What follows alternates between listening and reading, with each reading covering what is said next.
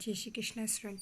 आज की जो वीडियो है बहुत ही इंपॉर्टेंट है। सेकंड चैप्टर आपका जो है इकोनॉमिक्स का, उसके तो स्टार्ट करते हैं हम। इसके पहले हम सबसे पहले हम देखेंगे कि इस चैप्टर के जो मेन पॉइंट है उनको डिटेल में समझेंगे। उसके बाद में आप चैप्टर देखेंगे तो आपको बहुत ईजी लगेगा समझने में। तो स्टार्ट करते हैं पूंजीवादी अर्थव्यवस्था। तो पूंजीवादी अर्थव्यवस्था किसको बोलते हैं? तो स्वतंत्र उद्यमी अर्थव्यवस्था पूंजीवादी प्रणाली एवं पूंजीवाद का जन्म 18वीं शताब्दी के उपरांत इंग्लैंड में और यूरोप में औद्योगिक क्रांति के साथ हुआ, जिसमें उत्पत्ति व वितरण के साधनों पर निजी स्वामित्व एवं नियंत्रण होता है। मतलब पूंजीवादी अर्थव्यवस्था मैंने आपको पहले भी बताया था प्रीवियस वीडियो में। अभी फिर से बताती हूँ आपको। पूंजीवादी अर्थव्यवस्था वो अर्थव्यवस्था होती है जिसमें जो व्यक्ति अपने खुद से व्यवसाय स्टार्ट करता है तो उसकी खुद की पूंजी होती है, उसका खुद का स्वामित्व होता है, वो खुद निर्णय लेता है और लाभ भी होता है, तो वही उसी का होता है। ऐसी अर्थव्यवस्था को पूंजीवादी अर्थव्यवस्था कहते हैं। इसके अंतर्गत आता है निजी संपत्ति रखने का अधिकार होता है, आर्थिक स्वतंत्रता होती है और उपभोक्ताओं में सार्वभौमिकता होती है, निजी लाभ का उद्देश्य होता है और प्रतिस्पर्धा होती है। तो ये होती है पूंजीवादी अर्थव्यवस्था। तो मैंने प्रीवियस वीडियो में आपको पूरा डिटेल बता रखा है। मैं जब इस अगर आपने वो वीडियो नहीं देखी है तो डिस्क्रिप्शन में मैं उसका लिंक डाल दूँगी, तो आप उसको ज़रूर देखना। तो आपको ये समझना बहुत ईजी हो जाएगा, क्योंकि जो फर्स्ट प्रीवियस चैप्टर था उसी में मैंने इसी को पूरा डिटेल में इसके जो टॉपिक थे, क्योंकि इकोनॉमिक्स आप फर्स्ट बार पढ़ रहे हैं तो आपके लिए थोड़ा टफ होगा, इसलिए मैंने उसकी बहुत सारी डिटेल से जो मैंने प्रीवियस वीडियो में आपको समझा दी है डेफिनेशन बहुत अच्छे से। ओके, तो ये सेकंड चैप्टर है, इसमें थोड़ा सा ही है स्टार्टिंग में। उसके बाद में हम चैप्टर 1 की डिटेल ही देखेंगे। नेक्स्ट है समाजवादी अर्थव्यवस्था और मिश्रित अर्थव्यवस्था। तो शॉर्ट आपको बता रही हूँ। समाजवादी अर्थव्यवस्था वो होती है जैसे जो अधिकतर जो चीन, वियतनाम ऐसे देशों में समाजवादी अर्थव्यवस्था, तो एक सरकार जो एक समाज विशेष के लिए कार्य करती है। मिश्रित अर्थव्यवस्था उस अर्थव्यवस्था को कहते हैं जिसमें पूंजीवादी लोग और समाजवादी मतलब सरकार सभी मिलकर कार्य करते हैं, उसको मिश्रित अर्थव्यवस्था कहते हैं। नेक्स्ट है आपका विकसित अर्थव्यवस्था। विकसित अर्थव्यवस्था विकास तेजी से हो और ऐसी अर्थव्यवस्था जहाँ पर विकास बहुत तेज़ी से हो रहा है। मतलब आप समझ सकते हैं America, Canada, France, German, Japan, वहाँ पे बहुत टेक्नोलॉजी बहुत आगे है और इस वजह से वो विकसित अर्थव्यवस्था के अंतर्गत आती है। विकासशील अर्थव्यवस्था वो होती है जिसमें जो भी मतलब कि अभी कंटिन्यू चल रहा है, वहाँ पे विकास अभी कंप्लीट नहीं हुआ है। फॉर एग्जांपल हमारे देश देख लिए, भारत, पाकिस्तान, बांग्लादेश, ठीक है। नेक्स्ट है आपका योजना आयोग। तो योजना आयोग किसको बोलते हैं? तो ये मैंने योजना आयोग जो है वो 1950 में योजना आयोग की स्थापना की गई और इसका मुख्य उद्देश्य ये था कि छोटी और बड़ी ऐसी योजनाएं बनाई जाए सरकार द्वारा ताकि सभी का विकास हो, ना कि एक व्यक्ति विशेष का या एक समाज विशेष का विकास हो। इसके लिए 1950 में योजना आयोग गठित किया गया। योजना आयोग का कार्य यही था कि वो योजना बनाए, ठीक है। तो योजना आयोग इसे कहा जाता है। एक बार डेफिनेशन पढ़ लेते हैं। भारतीय योजनाओं के आगामी 5 वर्ष के प्लान बनाए गए, लक्ष्यों के साथ साथ दीर्घ लक्ष्यों का भी नियंत्रण किया जा सके। मतलब कुछ प्लान छोटे, कुछ प्लान बड़े बनाए गए। नेक्स्ट है आपका इनका जो प्लान मतलब ये जो प्लान थे, इन प्लान को ही योजना आयोग द्वारा बनाए गए प्लान को ही पंचवर्षीय योजना कहा जाता है। तो पंचवर्षीय योजना का उद्देश्य क्या था? तो पंचवर्षीय योजना का उद्देश्य था कि ग्रोथ हो, पूर्ण रोजगार मिले, सभी में समानता रहे, देन आत्मनिर्भर हो लोग और आधुनिकरण हो। तो ये 5 पॉइंट है जिनको आपको डिटेल में समझाना है। मैंने इसको क्वेश्चन आंसर में डिटेल में आपको समझा रखा है। तो इसमें आप यही समझेंगे कि सभी का विकास हो, सभी को रोजगार मिले, सभी लोग समान हो, समानता का दर्जा मिले, आत्मनिर्भर हो और आधुनिकरण हो, हमारा जो राष्ट्र है उसका विकास हो। नेक्स्ट इसके लिए क्या किया गया?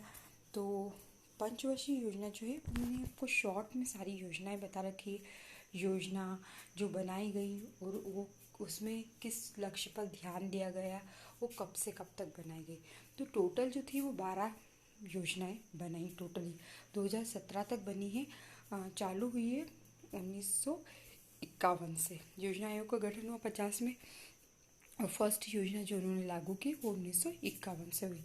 तो 51 से 56 तक जो पहली योजना चली वो कृषि उत्पादन में वृद्धि करना था, मतलब कृषि का विकास करना था।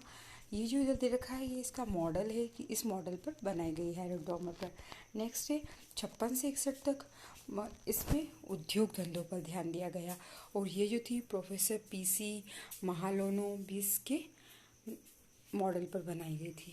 नेक्स्ट जो थर्ड योजना थी आपकी वो आपकी थी 61 से 66 तक, वो उद्योग धंधों और कृषि दोनों पर ध्यान दिया गया। मतलब 5 वर्ष तक इन्हीं के लिए प्लान बनाया कि इनको किस तरह से विकसित करना है। नेक्स्ट उसके बाद में कुछ अंतराल आ गया, अंतराल उसको कहते हैं, मतलब योजना नहीं बन पाई किसी कारण से।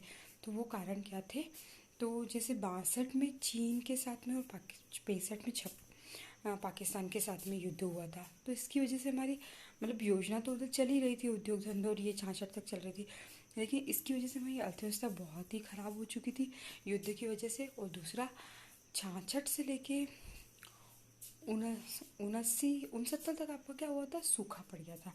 वो सूखे की वजह से और भी ज़्यादा प्रॉब्लम हो गई थी लोगों में, तो इस वजह से योजना बन नहीं पाई। तो ये 3 साल 66 से लेके 69 3 साल तक कोई योजना नहीं बनी। फिर जैसे ही 69 से फिर योजना बनी, 69 से 74 5 साल तक इस पर किस पर ध्यान दिया गया, ऊर्जा पर ध्यान दिया गया और कृषि सिंचाई पर ध्यान दिया गया। और इसी समय जो है इसरो की स्थापना की गई, 14 बैंकों का राष्ट्रीयकरण किया गया। नेक्स्ट है आपकी 74 से 78 तक, ये आपकी 5वीं योजना थी। इसमें मेन जो कार्य था वो गरीबी निवारण था और इसमें इंदिरा गांधी तब हमारी प्रधानमंत्री थी। नेक्स्ट जो योजना है आपकी वो योजना नहीं बन पाई। 77 में एक वर्षीय प्लान बनाया गया, मतलब सिंपल सा, उस साल कुछ भी नहीं हो पाया। फिर 80 से फिर बनी, तो 80 से लेके 85 तक हमारी गरीबी निवारण, ये छठी योजना है। और आर्थिक विकास, मतलब लोगों का विकास हो, आर्थिक रूप से सभी को समानता मिले। नेक्स्ट जो थी 65 से 90 तक थी। इस समय जो हमारे प्रधानमंत्री थे वो राजीव गांधी थे और मजदूरी मॉडल पर ये योजना बनाई गई थी। और ये इनका भी मेन कार्य यही था कि लोगों को रोजगार मिले।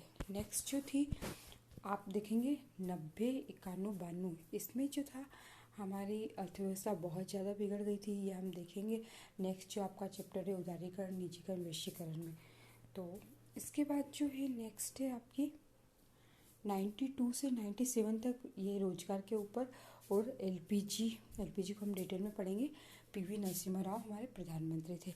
नेक्स्ट 97 से 2 तक सामाजिक न्याय के लिए योजनाएं बनाई गई। 2 से 7 तक आपकी जीवन की गुणवत्ता को बेहतर बनाना, यहाँ पे दो लिख दिया गया है, वो 7 है, ठीक है, बेहतर बनाना था। नेक्स्ट 7 से 12 तक आर्थिक तीव्र और समावेशी विकास करना था, मतलब ये लक्ष्य रखा गया कि ये कार्य किए जाएंगे। 12 से 17 तक भी तीव्रतर धारणीय व अधिक समावेशी वृद्धि की गई, मतलब ये लक्ष्य रखे गए। अब इसके बाद में जो है योजनाएं कंप्लीट हो चुकी थी और इसी के भी यही जो योजनाएं थी टोटल आपने देखा 51 से लेके आपने देखा कि 2017 तक। तो ये जो योजना थी, इन्हीं योजना से हमारे जो राष्ट्र है उसका विकास हुआ। और इसी बीच में हरित क्रांति हुई, और हरित क्रांति जो थी वो फसलों से संबंधित थी। और अच्छी फसल हो उसके लिए अच्छे उर्वरक, अच्छा सिंचाई की व्यवस्थाएं की गई, अच्छे बीज की व्यवस्था की गई।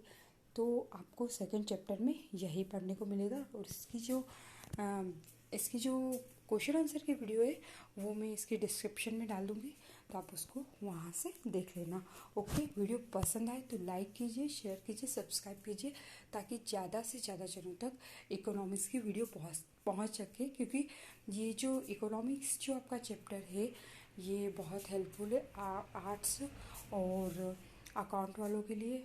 और जो ये आपका चेंज हो चुका है आरबीएससी का, तो उसकी वजह से बहुत सारे बच्चों को बहुत प्रॉब्लम हो रही है समझने में इसको। और इसलिए आप इस वीडियो को ज़्यादा से ज़्यादा शेयर करें ताकि सभी को इसका प्रॉफिट मिले। Okay, thank you.